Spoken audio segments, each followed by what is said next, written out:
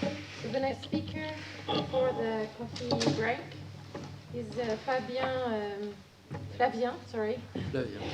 Guénaud from Sorbonne Université and au laboratoire de chimie de la matière condensée de Paris. We will be talking this morning about xenon NMR for the study of a forest system. Flavien is yours. Donc, je vais bien vous parler de RMN du xénon pour l'étude des systèmes poreux. Donc, effectivement, je fais partie du laboratoire, du même laboratoire que Clément, à savoir le laboratoire de chimie de la matière condensée de Paris. Rapidement, donc, je vais vous faire un petit rappel sur ce que c'est que la RMN du xénon, à quoi ça a servi historiquement, introduire l'hyperpolarisation qui nous sert bien pour l'étude des systèmes modernes comme donc des éolites éventuellement modifiés, des matériaux mésoporeux, et puis un dernier petit exemple sur les MOF, avant de passer à la conclusion. Donc, première chose, introduire ce que c'est que la RMN du xénon et pourquoi est-ce qu'on a eu l'idée à un moment d'utiliser le xénon pour les matériaux poreux. Donc déjà, du point de vue de la RMN, c'est un atome qui est assez intéressant, puisque c'est un spin 1,5, donc on aime bien les spins 1,5 en RMN, ils sont plus faciles à regarder que les spins supérieurs à 1,5. Son abondance naturelle n'est pas trop mauvaise, on a à peu près un atome sur 4 qui est observable par RMN. Alors il y a un autre isotope du xénon qui pourrait être regardé, l'isotope 131, donc nous on regarde le 129, mais il est quadrupolaire, donc bon, ça pose des petits problèmes au niveau détection. C'est un gaz inerte, donc a priori, il ne va pas réagir avec votre échantillon, il ne va pas réagir avec la surface.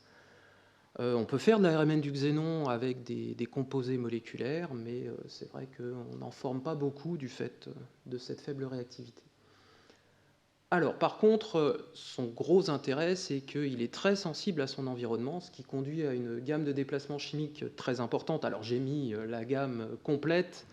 La plupart du temps, on est sur une gamme beaucoup plus restreinte, typiquement entre 0 et à peu près 200 ppm pour les matériaux qui nous intéressent. Donc cette sensibilité à son environnement fait que quand il est placé dans un matériau poreux, en fonction de la taille du pore, en fonction de ce qu'il y a dans le pore, il aura un déplacement chimique différent. Du coup, ça a été très utilisé au départ pour l'étude des systèmes microporeux, typiquement les éolites. Ça permet de regarder la structure interne des systèmes poreux et, comme je l'ai déjà dit, donc de tout ce qu'il peut y avoir à l'intérieur de cette structure interne, donc des espèces adsorbées, des particules métalliques. La nature des murs peut éventuellement aussi changer la réponse obtenue par RMN, la présence de cations, enfin, etc., etc. Donc je vais essayer de vous donner quelques exemples lors de ma présentation d'utilisation dans le cadre de ces différents points. Et puis, je vous montrerai aussi que ça peut permettre, bon, alors j'ai mis interconnectivité un petit peu partout, on peut discuter de ce terme, ça peut permettre de montrer aussi la connectivité qu'il y a à l'intérieur des matériaux entre les pores, les différentes structures de pores qui peuvent être éventuellement présentes.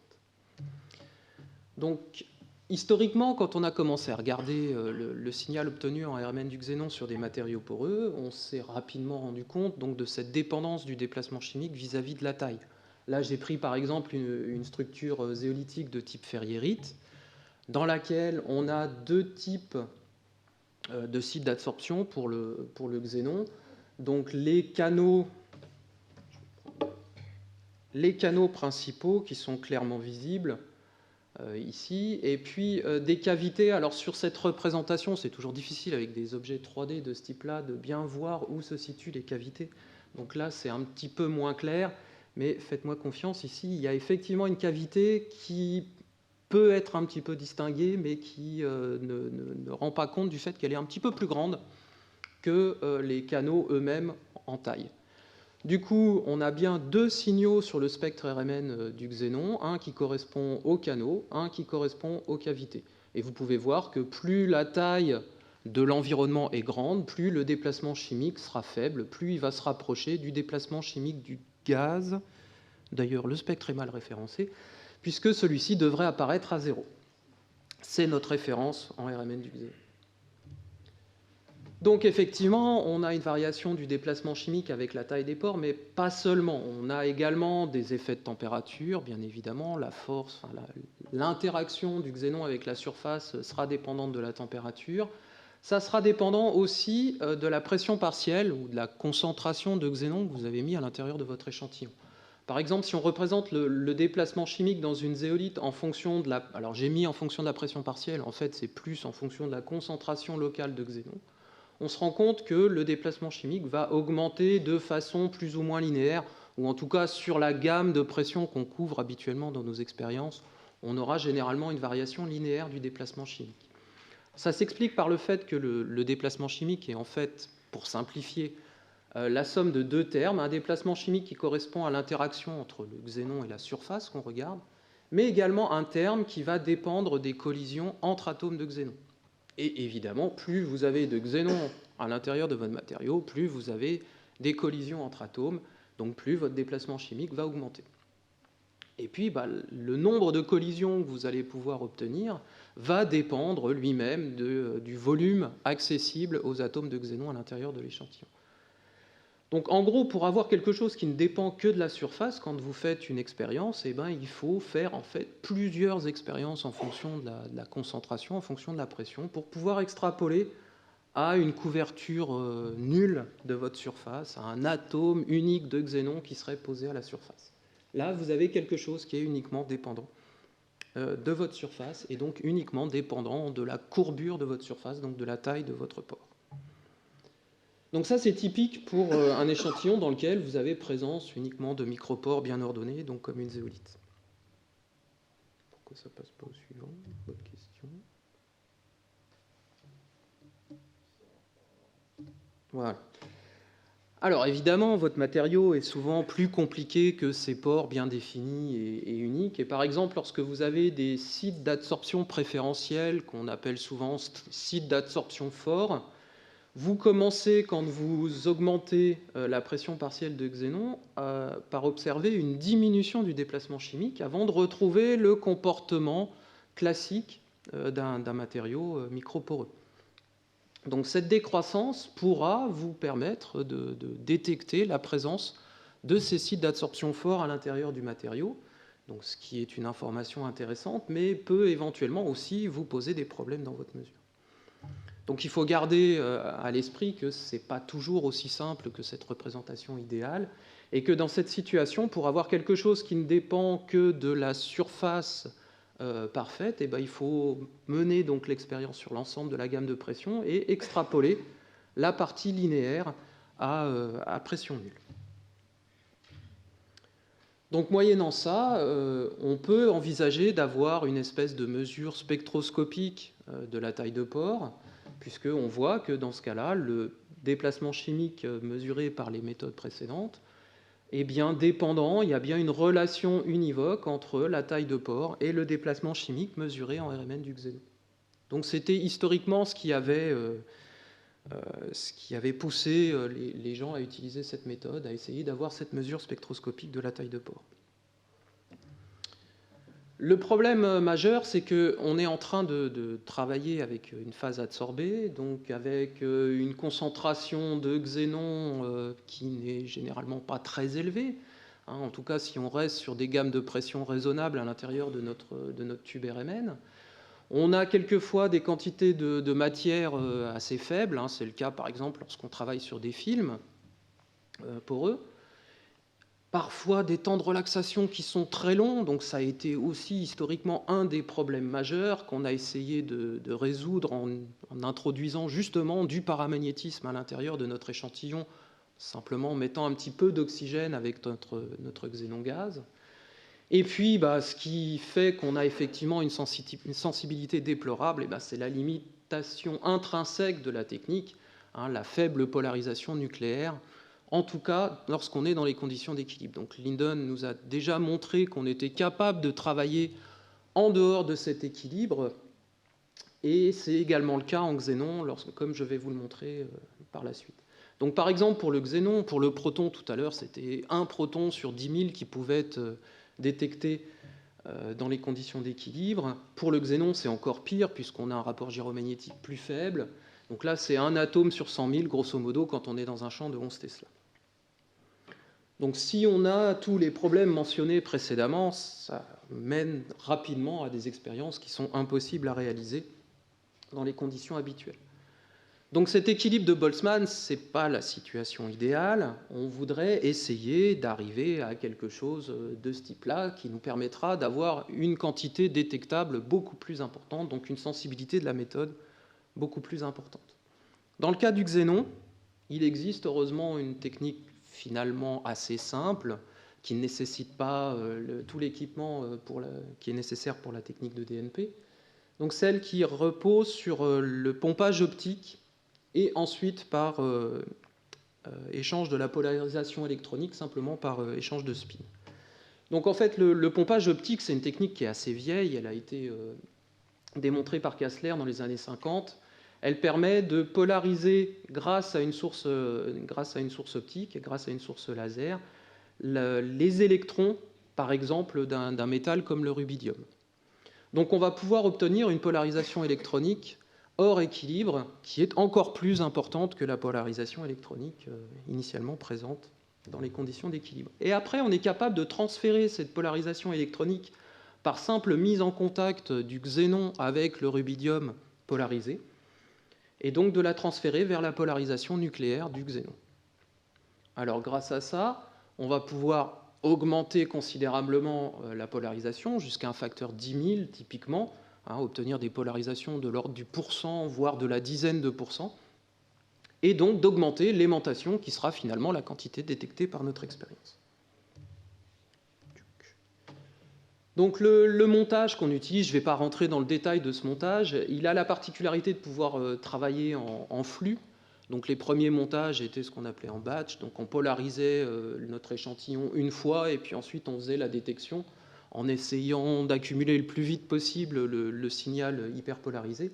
Là, on peut renouveler cette hyperpolarisation en continu lors de l'expérience, donc ça permet de faire des expériences beaucoup plus longues, de faire varier la pression partielle de xénon lors de l'expérience, etc., etc. Donc ça présente pas mal d'avantages, ça complexifie le système, ça nécessite d'avoir des tubes un petit peu particuliers qui permettent de faire passer un flux gazeux au travers de notre échantillon. Donc le petit cylindre qui est représenté ici, c'est typiquement la poudre qu'on cherche à analyser. Donc à l'aide de ce montage, les premières expériences, donc ça c'est les premiers spectres historiques qu'on avait obtenus grâce à ce montage. Donc vous voyez que sur 70 torrs de xénon, donc une pression qui est faible mais qui n'est pas non plus minuscule, avec 75 000 scans, alors on avait rajouté un petit peu d'oxygène là-dedans pour avoir un temps de relaxation qui soit compatible avec l'accumulation de ces 75 000 scans. Vous voyez que ça sort quelque chose, mais enfin, c'est pas terrible. Bon, alors on est en phase gaz, donc avec quelque chose de pas très concentré, la phase adsorbée en général sera quand même un petit peu plus facile à observer. Avec le montage d'hyperpolarisation, un seul scan, même pression partielle, vous voyez que la qualité du spectre est incomparable. Donc dans la suite, les spectres de xénon hyperpolarisés seront désignés par l'acronyme HP, pour simplifier un petit peu les notations. Premier type d'application, on va rester sur les matériaux microporeux, donc sur les éolites. Alors, premier cas, donc avec un système Alpo 4 qui est constitué de canaux unidimensionnels qui sont assez petits pour empêcher les atomes de xénon de se croiser, ce qui donne des spectres assez intéressants avec une anisotropie de déplacement chimique. C'est assez peu courant parce qu'il faut cette condition d'impossibilité des atomes de xénon de se croiser pour que l'anisotropie se manifeste, sinon elle est moyennée par les mouvements du xénon. On a mis au point une sonde. Alors en fait, on est parti d'une sonde classique qu'on a légèrement modifiée, notamment au niveau du stator, pour pouvoir placer ce petit tube capillaire qu'on va pouvoir mettre à l'intérieur du rotor dans lequel on a placé notre poudre, et on va pouvoir injecter en continu sous rotation un flux de xénon hyperpolarisé, ce qui permet d'obtenir des spectres avec une bien meilleure résolution et aussi avec une bien meilleure sensibilité. On augmente la hauteur du signal grâce à cette rotation. Vous voyez que les fréquences de rotation ne sont pas énormes, mais ça suffit en général à obtenir des raies beaucoup plus fines pour les spectres du xénon. Donc premier cas d'école, Je reviens sur la zéolite de type ferriérite. En fait, comme on a déjà évoqué dans les présentations précédentes, il est souvent intéressant pour améliorer les propriétés catalytiques des matériaux microporeux de créer à l'intérieur de ces matériaux de la mésoporosité qui favorisera l'accès au site actif et l'évacuation des produits formés. Donc pour ça, par exemple, on peut alors soit faire effectivement de la création de mésoporosité par attaque acide ou alcaline, mais aussi lors de la synthèse, essayer par exemple pour la ferriérite, lors du précurseur de la ferriérite, de faire gonfler ce précurseur et après calcination, on obtient une ferriérite délaminée. Donc le matériau qui sera appelé ITQ6, puisqu'il a été développé à l'Instituto de Tecnologica Química, c'est ça. Donc en Espagne, dans l'équipe d'Avelino Corman. Alors, pour la ferriérite de départ, donc spectre du xénon hyperpolarisé, en statique, on a à nouveau manifestation d'anisotropie de déplacement chimique. Quand on se met à tourner, on a des raies beaucoup mieux résolues, qui montrent donc la présence des cavités et des canaux à l'intérieur de notre matériau. Avec le matériau délaminé, on a en plus de ces signaux des cavités et des canaux, un troisième signal qui apparaît, qui correspond à l'espace interlaminaire, à la mésoporosité qui a été créée lors de la synthèse. Donc ça va permettre, on l'espère en tout cas, une meilleure accessibilité aux sites acides qui réalisent la catalyse dans la plupart des réactions concernées par ces matériaux. Pour mieux caractériser les différents environnements au sein de ces matériaux, on peut utiliser une technique de RMN échange. Bon, pour faire simple, elle va permettre de détecter les changements d'environnement lors de la séquence des atomes de xénon. Si l'atome de xénon passe d'un environnement de type canal à un environnement de type cavité, on aura une tâche de corrélation hors diagonale qui apparaîtra dans notre expérience bidimensionnelle. Dans la pratique, ça donne donc un spectre de ce type-là. Sur le matériau ITQ6, on voit notamment qu'on a un échange entre la phase gaz et l'espace interlamellaire, mais aucun échange ne se manifeste entre la phase gaz et les deux porosités de la ferriérite de départ, donc les cavités et les canaux. Bon, ensuite, bien évidemment, ces deux porosités sont connectées, donc on a bien des tâches d'échange entre ces deux porosités. On a une tâche d'échange entre l'espace interlamellaire et les cavités. Mais à nouveau, on n'a pas manifestation, bon ça c'est juste du bruit, on n'a pas manifestation en tout cas à des temps de mélange raisonnables d'un échange entre l'espace interlamellaire et les canaux. Donc ce qui montre que le xénon gaz qui vient de l'extérieur du matériau pénètre par l'espace interlamellaire, bon ça on s'en doutait un petit peu, mais ensuite il passe forcément par les cavités avant d'accéder aux canaux principaux de la porosité. Donc ça permet de mettre en évidence la connectivité entre les différents environnements poreux au sein de notre matériau. Petite expérience en présence de phases coadsorbées avec le xénon. Donc le xénon s'adsorbe à la surface, mais on peut aussi, lors de l'expérience, comme on est en flux, injecter une deuxième espèce. Donc par exemple ici sur une autre zéolite, la ZSM5, si lors de notre expérience, donc au départ on n'a que du xénon dans le flux, on voit qu'on a un déplacement chimique caractéristique du xénon dans ce type de matériau. Si on injecte en même temps du benzène, on voit que le déplacement chimique augmente et au bout d'un moment on n'a plus qu'un seul déplacement chimique caractéristique du xénon dans la ZSM5 dans laquelle s'est adsorbé le benzène. Par contre, si on coupe ensuite le flux de benzène et qu'on se retrouve à nouveau avec un flux uniquement de xénon, on a un tout petit début de retour en arrière au début lorsqu'on coupe le flux de benzène, mais on ne retrouve pas le déplacement, ma barre n'est pas au bon endroit, on ne retrouve pas le déplacement chimique qu'on avait initialement pour la ZSM5, donc ça veut dire que le benzène est resté adsorbé à l'intérieur du matériau, il n'est pas ressorti. Deuxième type de matériaux auxquels on peut appliquer cette technique, donc les matériaux mésoporeux. Je vais partir sur les matériaux mésoporeux les plus simples, des matériaux unimodaux, bien caractérisés, bien organisés. Donc les matériaux de type MTS, Meissel Templated Silica, un des représentants, donc c'est la MCM 41. Si on fait de la RMN du xénon et qu'on fait varier la pression partielle de xénon, on se rend compte qu'on a un comportement totalement différent de celui des microporeux, puisque le déplacement chimique est quasiment invariant vis-à-vis de la pression. En fait, si on utilise non plus une règle d'absorption, une loi d'absorption de Langmuir, mais une loi d'absorption de type Henry, et qu'on exprime le déplacement chimique grâce à cette loi d'absorption de Henry, on se rend compte qu'effectivement, on a une relation qui est indépendante de la pression partielle de xénon. Par contre, on voit qu'on a à nouveau un déplacement chimique qui doit dépendre de la taille de pore dans ce type de matériau.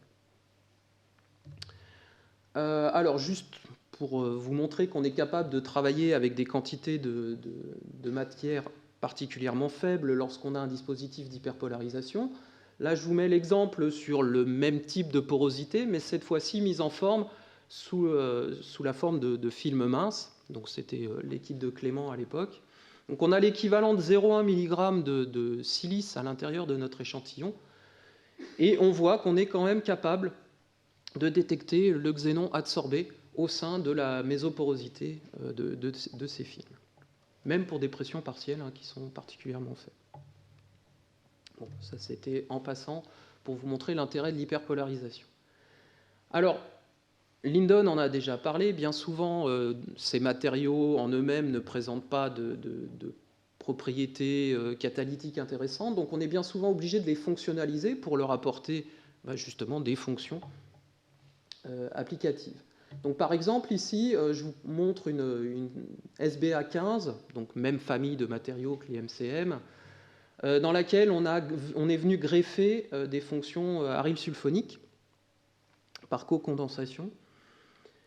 Et si vous prenez un spectre de RMN du silicium, donc vous avez les signaux caractéristiques de la structure silicique, mais vous avez également des signaux qui apparaissent, qui sont typiques de liaison SiC, donc qui montrent qu'on a bien greffé nos aryles sulfoniques à la surface de notre matériau. Donc on a essayé de mieux caractériser ces matériaux avec la RMN du xénon, et lorsqu'on enregistre un spectre du xénon hyperpolarisé sur un de ces matériaux, donc avec un taux de fonctionnalisation assez élevé, on se rend compte qu'on a deux signaux, celui correspondant au xénon adsorbé dans des canaux vides, donc correspondant au signal qu'on aurait obtenu sur la SBA15 seule, et un deuxième signal qui correspond au xénon adsorbé dans les canaux dans lesquels on est venu greffer notre fonction. Donc ça vous montre déjà que le greffage n'est pas uniforme au sein de ces matériaux. Il y a des canaux, ou en tout cas il y a des parties de canaux qui sont restées libres de toute fonction organique. On a une polarisation qui est hors équilibre, donc on peut essayer de transférer cette polarisation du xénon vers les protons. Il y avait eu une idée comme ça justement d'hyperpolarisation du proton via l'hyperpolarisation du xénon. Alors, premier spectre, une simple impulsion en protons. On se retrouve avec alors quelque chose d'assez large. En fait, on a un signal de sonde. La sonde n'a pas été particulièrement optimisée pour faire du proton. On a un signal de sonde qui est assez large, mais dans lequel on peut déjà distinguer les deux signaux des deux types de protons présents dans notre fonction organique, donc les protons aromatiques et les protons de type alkyle. Donc le reste, grosso modo, c'est du signal de sonde. On peut essayer de transférer la polarisation par deux types de techniques. Premier type de technique, c'est simplement on laisse le temps à la polarisation du xénon de se transférer vers le proton, donc technique de type Spinoé. Donc c'est des transferts qui sont assez longs, qui durent typiquement plusieurs secondes. Là, on a justement la diffusion de spin qui va faire que même si on transfère vers un seul type de proton, grosso modo, on va transférer vers tout le monde sur des échelles de temps de ce type-là. Donc ce n'est pas très informatif. Par contre, si on applique une technique de type CP, donc en général les impulsions CP ne durent que quelques millisecondes, donc on n'a que quelques millisecondes pour transférer l'aimantation du xénon vers les protons, là on se rend compte qu'on ne transfère que vers les protons de type alkyle lors de ce type d'expérience. Et pour vous montrer que c'est bien un transfert depuis le xénon vers le proton et pas un signal résiduel ou quoi que ce soit, si on n'applique pas de puissance sur le canal du xénon, on n'observe absolument rien. Donc ça veut dire que donc, temps de contact de 10 millisecondes, il faut que le xénon soit à la proximité immédiate des protons pour que le transfert ait lieu. Donc plutôt que d'utiliser du spin-away, il est plus intéressant d'utiliser de la polarisation croisée. Juste pour vous mentionner, on fait ça en général à basse température pour observer un effet mesurable, mais ce n'est pas non plus des températures extrêmes. Donc en l'occurrence, ça nous montre ici, ce type d'expérience, que le xénon va transférer donc, de la polarisation vers les parties alkyles de nos chaînes. Donc que le xénon se situe essentiellement à la surface silicique, hein. Il n'est pas réparti un petit peu partout, puisqu'il n'est pas capable de transférer de la polarisation lors d'une expérience CP vers les parties aromatiques. Deuxième type d'application, donc ça c'était avec Thierry, je viens de le voir dans l'audience. Ça concernait donc une autre application envisageable pour les matériaux mésoporeux, c'est celui qui consiste à encapsuler des médicaments au sein de la porosité. Donc plusieurs intérêts à ça, bon, d'augmenter la solubilité. Vous voyez que dans les expériences simulées de dissolution dans un milieu de type gastrique, on peut augmenter la vitesse de relargage du principe actif, mais aussi augmenter la concentration totale obtenue en une durée raisonnable. Donc on va pouvoir comme ça un petit peu adapter la vitesse de relargage vis-à-vis des effets recherchés. Donc on va avoir un traitement qui sera beaucoup plus adapté, avec moins d'effets secondaires, puisque on aura au final moins de quantité de médicaments à injecter dans l'organisme. Et puis, deuxième grand intérêt, c'est d'éventuellement protéger le médicament du milieu extérieur. Alors, si on applique sur un matériau donc préparé, j'ai mis rapidement en quoi consistait l'encapsulation de l'ibuprofène. Donc, vous voyez que c'est assez simple, hein. On dissout notre ibuprofène dans un solvant, on imprègne notre matériau poreux, et grosso modo, on évapore le solvant et on met une dernière étape de lavage pour se débarrasser de l'ibuprofène qui serait éventuellement resté à l'extérieur de la porosité. Si on encapsule de l'ibuprofène dans une MCM avec des tailles de pores assez petites, donc typiquement 35 angström ici, et qu'on fait de la RMN du xénon hyperpolarisé là-dessus, en fonction de la pression, on voit la présence de deux signaux qui ne correspondent pas au signal attendu pour la MCM de départ. D'accord, le signal en pointillé ici. Donc, si on trace le déplacement chimique en fonction de la pression, on a deux comportements différents. Un déplacement chimique qui est quasiment constant, avec une valeur aux alentours de 200 ppm. Ça, c'est typiquement du xénon qui est en interaction avec une phase organique. Et puis, un deuxième signal qui correspondrait... Donc, vous voyez qu'il y a une petite décroissance au départ, hein, site d'absorption fort.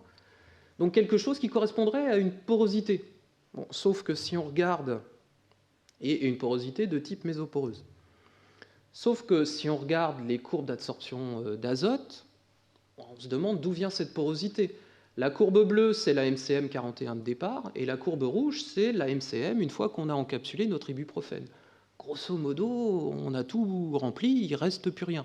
Et effectivement, si on dose l'ibuprofène absorbé dans l'échantillon, donc si on pèse notre échantillon, grosso modo, on se rend compte qu'on est censé avoir rempli quasiment toute la porosité.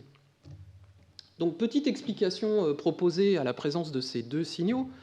Donc déjà, l'absence de porosité détectée par l'azote, il faut se souvenir que, ça devait apparaître à la fin, il faut se souvenir que les expériences d'azote, elles sont faites à très basse température, 77 Kelvin. Donc là, à cette température aussi basse, le système est complètement figé. Ça veut dire que c'est la fin, que je dois m'arrêter. Pourquoi ? Je sais pourquoi. Ok. Juste le branchement, ouais. Donc là, l'azote n'est pas capable de rentrer dans la phase organique. Bon, ça, c'est normal. Mais si en plus, on a des pores qui, pour une raison ou pour une autre, bon, là, c'est un petit schéma simplifié, se retrouvent bouchés à l'intérieur, à l'entrée de la phase organique, et bien là, à nouveau, l'azote ne sera pas capable de rentrer à l'intérieur de la porosité, surtout à très basse température. Alors que le xénon, lui, on avait vu dans les expériences précédentes de transfert de polarisation, il se balade à la surface. Donc en fait, à la température ambiante surtout, On avait vu tout à l'heure que même à 200 Kelvin, il était capable de se balader à la surface de notre SBA fonctionnalisé. Donc là, même si on a de la phase organique qui est présente à l'entrée de nos pores, le xénon va quand même être capable de passer à l'intérieur et donc d'aller sonder les éventuels quelques pores qui sont bouchés à leur extrémité. Deuxième type, j'en suis où? 5 minutes?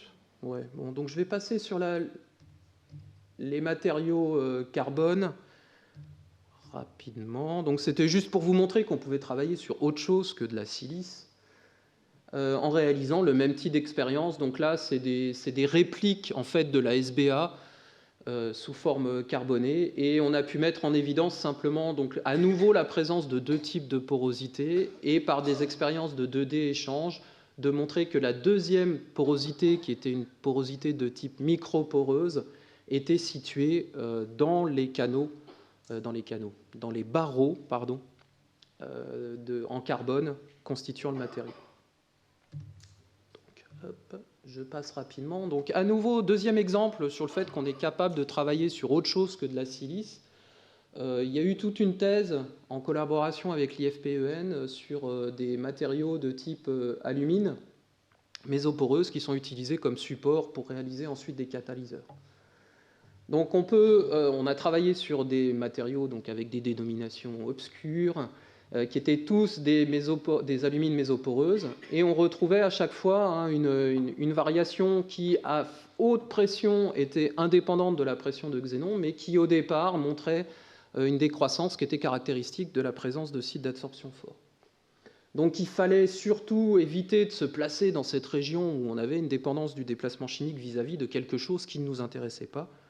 Ce qui nous intéressait, c'était d'essayer de caractériser la mésoporosité présente dans ces matériaux et d'obtenir à nouveau, comme on l'avait obtenu dans le cas des zéolites, une dépendance du déplacement chimique vis-à-vis de la taille de pore. Donc ici, je l'ai représenté en fonction du rapport volume sur surface, mais on peut très bien remonter via un modèle géométrique à la dimension des pores.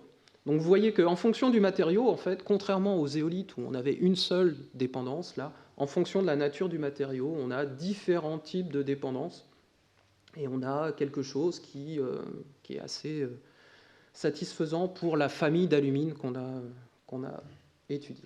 Dernière application, non mais ça va être rapide. Les MOF, donc bon, Christian va nous en parler, je pense, en long, en large, en travers d'ici la fin de la matinée. Donc je passe assez rapidement sur ce que c'est que les MOF. Vous savez pour la plupart que ce sont donc des matériaux avec des combinaisons d'un centre métallique et puis ensuite des ligands organiques divers et variés. Donc le gros avantage, c'est qu'on peut faire un petit peu des matériaux à façon. Et puis on obtient des surfaces spécifiques qui sont assez considérables pour certains d'entre eux, à comparer aux 1000 m² par gramme obtenus typiquement pour les matériaux mésoporeux structurés. Donc je vais m'intéresser à une famille qui avait été synthétisée dans le groupe de Gérard Ferret à l'époque, à l'Institut Lavoisier, qui est celle des 1053 et notamment le 1053 aluminium. Alors ils ont une propriété assez intéressante, assez intrigante, le fait que le matériau étant flexible, il a une espèce de respiration en fonction de ce qu'on met à l'intérieur, et notamment en fonction de est-ce qu'on met du xénon ou pas à l'intérieur. Si on commence à très faible pression partielle par absorber du xénon dans un matériau complètement déshydraté sous vide, on a un signal unique. Par contre, lorsqu'on augmente la pression partielle de xénon, on se retrouve avec deux signaux dans notre spectre. Un signal correspondant peu ou prou à la forme de départ, et puis un deuxième signal qui correspond à la fermeture du réseau, ou en tout cas à la fermeture partielle du réseau.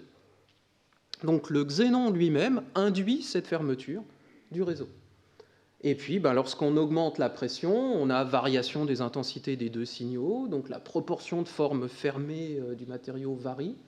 Et si on augmente vraiment la pression, là on est donc à plus de 2 bars, on arrive quasiment à réouvrir la structure. Donc on met tellement de xénon que ça repousse les murs et ça réouvre la structure.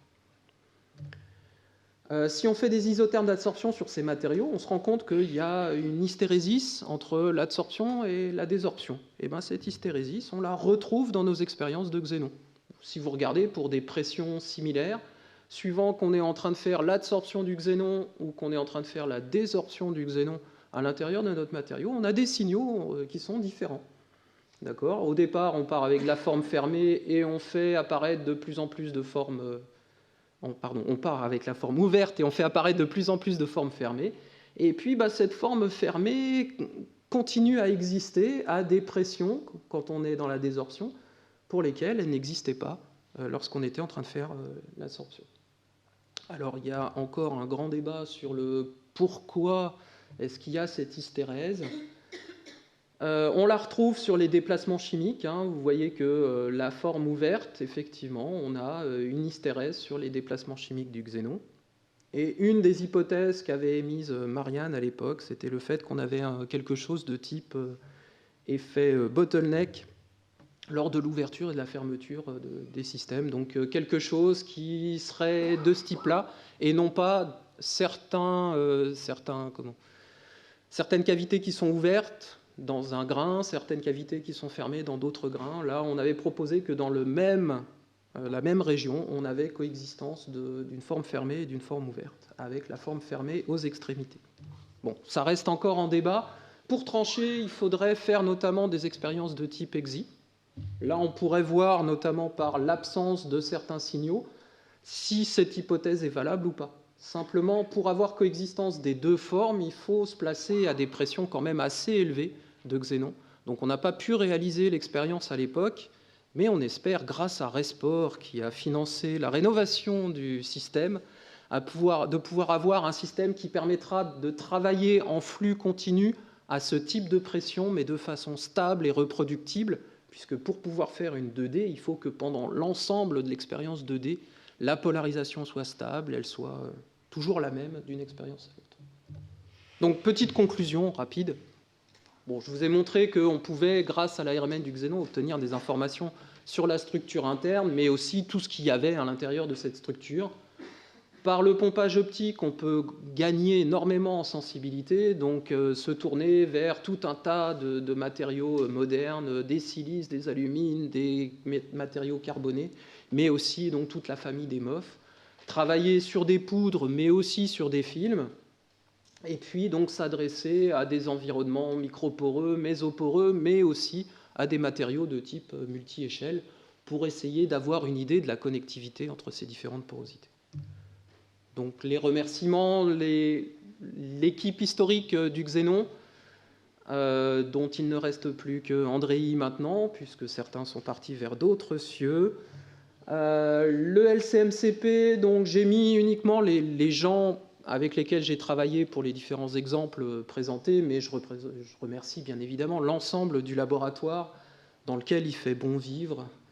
Et les collègues du LRS, donc pareil, il y avait quelques exemples qui étaient liés en fait à des anciens du laboratoire dans lequel je travaillais avant. Et puis les collaborations extérieures, donc tout le groupe d'Avellino Corma en Espagne, l'ancien groupe de Gérard Ferret à Versailles. Et puis je voulais vous remercier pour votre attention.